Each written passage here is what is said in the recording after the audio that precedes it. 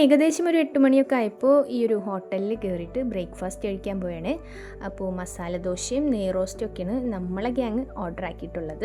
അതിനിടയ്ക്ക് നമ്മുടെ ചായ എത്തിയിട്ടുണ്ട്. അപ്പോൾ ചോറിൻ്റെ ഒപ്പം ചിക്കൻ റോസ്റ്റും പപ്പടവും നാരങ്ങച്ചാറും തൈര് കച്ചമ്പറൊക്കെ ഉണ്ടായിരുന്നു.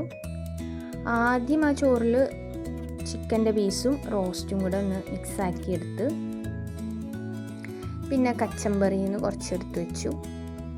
എല്ലാം കൂടെ കൂട്ടി പിടിച്ചൊരു ശേഷം വഴിയരികിലുള്ള ഒരു കടയിൽ നിന്നും തേനെല്ലിക്ക വാങ്ങി കഴിച്ചു. ആർത്തിയോടെ എല്ലാവരും കഴിക്കണമൊക്കെ ഉണ്ട്. പിന്നെ അടുത്ത ഐറ്റം മാങ്ങ ഉപ്പിലിട്ടത്. മാങ്ങയൊന്നും നമ്മുടെ നാട്ടിലില്ലായിട്ടല്ല, ഇങ്ങനെ പോകുമ്പോൾ വഴിയരികിൽ കാണുമ്പോൾ വാങ്ങിച്ച് കഴിച്ചില്ലെങ്കിൽ ഒരു സമാധാനവും കിട്ടില്ല. പനീർ ബജി ഉണ്ടാക്കി കൊടുക്കണ്ടായിരുന്നു. അപ്പോൾ അതും വാങ്ങിച്ച് സോസിലൊന്ന് ഡിപ്പ് ചെയ്ത് കഴിച്ചു നോക്കി. വാവ്, സൂപ്പർ ബജിയായിരുന്നു കേട്ടോ.